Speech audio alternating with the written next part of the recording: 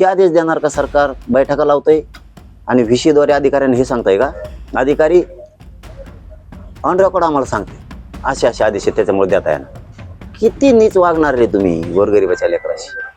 दहीहंडीची record जात पडताळणीकडे आहे. बावनकुळे पत्र देतो बीडचे आणि पूर्ण्याचे परभणीचे रद्द करण्यासाठी. हे काय गैरसमज आहे का? तुम्ही तुमची चूक दुरुस्त करा आणि गोरगरिबांच्या लेकराच्या तोंडावर हात फिरा. त्याला उद्ध्वस्त करायला जाताल, बदला घ्यायला जाताना मराठ्यांचा, तर मराठी सुद्धा तुमचा बदला घ्या. आणि त्यांनी सांगितलं की आमची व्हॅलिडिटी, आता पोरीने ऍडमिशन घेतलंय इंजिनिअरिंगला पुण्याला आणि व्हॅलिडिटी द्यायनात. भावाची दिली, बहिणीची द्यायनात, वंशावळ जुळली, सगळं झालं. मग हे सरकार असं वागल्यावर आम्ही शांत कसं काय बसायचं? पोरापोरीच वाटलं होऊ द्यायचं का? केलं बीडच्या अधिकाऱ्यांनी आत्ता एवढ्यात.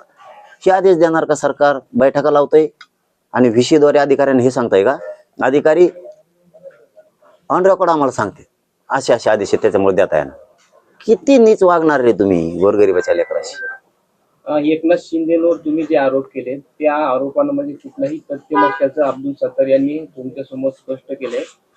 याबाबत तुमचं काय म्हणणं आहे? बघा, मी पण एक असा माणूस आहे की चलती हे म्हणून कोणावर बी राळ उठवायची नाही आरोपाची. आपण आपली पायरी बघून पाय ठेवायचा, आपल्या समाजाचं हित बघून पाय ठेवायचा, सुखी समाधानी लेकरं चेहऱ्यावर बघायचे, बळच आरोप नाही करायचे. बोडकीची व्हॅलिडिटी झालेली असून रद्द केली, ही चूक नाही. बहिणीची रद्द केली, भावाची दिली. दहीहंडीची रेकॉर्ड जात पडताळणीकडे आहे. छत्रपती संभाजीनगरच्या जिल्हा जात पडताळणी समितीनं निर्णय दिलाय, दहीहंडीची व्हॅलिडिटी देण्याचा आम्ही निर्णय दिलाय. सकाळी रद्द होती. बावनकुळे पत्र देतो बीडचे आणि पूर्ण्याचे परभणीचे रद्द करण्यासाठी. हे काय गैरसमज आहे का? तुम्ही तुमची चूक दुरुस्त करा आणि गोरगरिबांच्या लेकराच्या तोंडावर हात फिरा.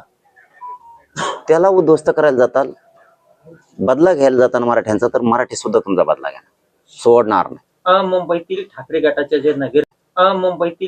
गटाच्या जे नगरसेविका आहेत विशाखा राऊत यांचं सुद्धा जात प्रमाणपत्र रद्द करण्यात आलेलं आहे. नाही, हे राजकीय सगळे डावपेच आहेत. मला त्याच्यात पडायचंच नाही. तुम्ही हे 4 रद्द केले, मी याच्यावरच बोलतोय. हे होत राहणार आहे, ते करतच राहणार आहेत. मी असं त्याच्यावर गरीबावर अन्याय होणार आहे. तुम्ही निवडणुकीला उभाच राहू नका ना कोण बी. तू त्याच्याकडे व्हॅलिडिटी तेच राहा, कशाला उभा राहता रे? गरिबांचं वाटोळं करता उभं मराठ्यांचं. मी हे 4 प्रमाणपत्र जे खरं आहे ते मला माहित नाही. तुम्ही काय मुंबईचं सांगितलं ते मला माहित नाही. जे माहित नाही त्याच्यावर बोलणार नाही मी. माहिती झाल्यावर बोललंच, पण त्याच्यावर मी बोलणार. पण 4ची पूर्ण माहिती घेतली. हे सगळे खरे आहेत. शिंदे समितीने शोधलेला रेकॉर्ड आहे. आणि हे रद्द करण्याचा तुम्हाला अधिकार नसताना तुम्ही गैरवापर केला मंत्रिपदाचा आणि मराठ्यांचे कुणबी प्रमाणपत्र रद्द केले. शिंदे साहेबांच्या सांगण्यावरून शिरसाटणी केली आणि फडणवीसच्या सांगण्यावरून बावनकुळ्यांनी केली. मी सोडणार नाही तुम्हाला. तुम्हाला जर पहिल्यासारखे संबंध ठेवायचे असतील तर तुम्ही केलेली चूक दुरुस्त करा, मजात राजकारण करा. पहिल्यासारखे तुमचे आमचे संबंध पुन्हा सुरू. मला राजकारणाशी देणं घेणं नाही, मला मराठ्यांशी देणं घेणं नाही. सर, तुम्ही 29 ऑगस्टच्या आंदोलनावरती ठाम आहात. जर चर्चा यशस्वी झाली तर आंदोलन होणार. 29चं आंदोलन होणारच. 58 लाख नोंदीचे कुणबी प्रमाणपत्राचा डाटाच द्यायचा की आम्ही दिलेत म्हणून. दिलेत म्हणून, नोंदी सापडल्या म्हणून नाही, दिलेत म्हणून पाहिजे. त्याचे ज्यांनी व्हॅलिडिटीला अर्ज केले ते 28 ऑगस्टच्या आत व्हॅलिडिटी दिलेल्या पाहिजेत. ज्यांनी कुणबी प्रमाणपत्राला अर्ज केलेले आहेत त्यांचे प्रमाणपत्र दिलेले पाहिजे. तुम्ही आता ओबीसीचा JR काढलाय, त्या JR प्रमाणे सगळ्या सवलती लागू पाहिजे. तुम्ही SC-BC EWचे जे पोरं आहेत निवडी झालेले त्यांच्या नियुक्त्या द्यायच्या. तुम्ही केसेस मागं घेऊ म्हणलेले मागं घ्यायचे. तुम्ही हैदराबाद गॅझेटियरचा JR काढला, त्याप्रमाणे प्रमाणपत्र वाटप करायला चालू करायचे. आंदोलन थांबत नाही आता. त्याशिवाय तुम्ही सातारा संस्थान, कोल्हापूर, औंध आणि पुणे बॉम्बे गव्हर्नमेंटचे गॅझेटियर याचा JR काढून अंमलबजावणी करायची. तुम्ही सारथीचे पोरं त्यांच्या ज्या योजना बंद केल्या त्या पुऱ्या द्यायच्या. तुम्ही अण्णासाहेब पाटील विकास महामंडळाचे जे व्याज परतावे थांबले ते एक बी ठेवायचा नाही, एक बी नाही. वाटप चालू आहे, हे चालू आहे ते सांगायचंच नाही. 3 वर्ष विश्वास ठेवला तुमच्यावरती आम्ही. तुम्ही धक्का फटका करायला, त्यामुळे तुम्हाला याच्यात सुट्टी नाही. छगन भुजबळांनी म्हटलेलं आहे की विकासाला जात आणि धर्म नसतो, पण निवडणूक आली की जातीचा विचार होतो, जातीचा विचार केला जातो. नाही, तू नको सांगू बाबा मला.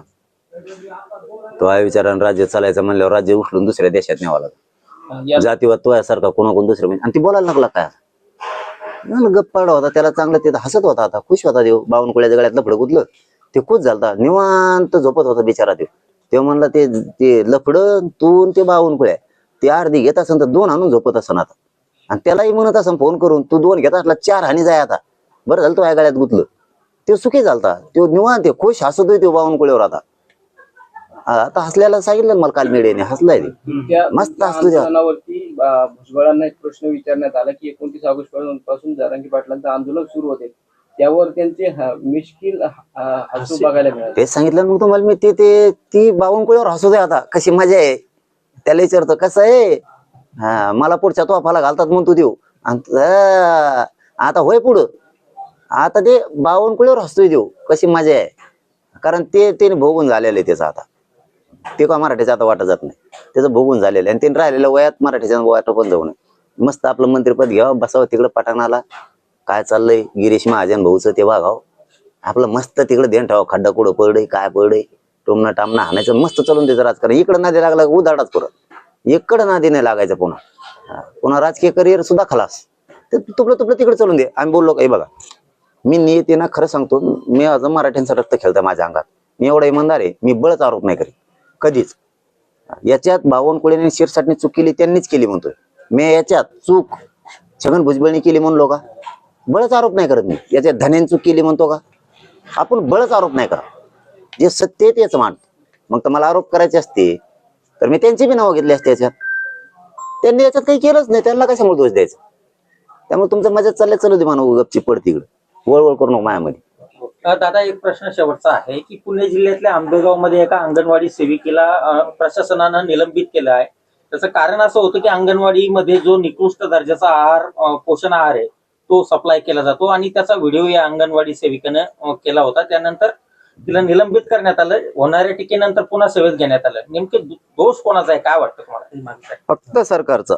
इथं कुणी सुखी नाही.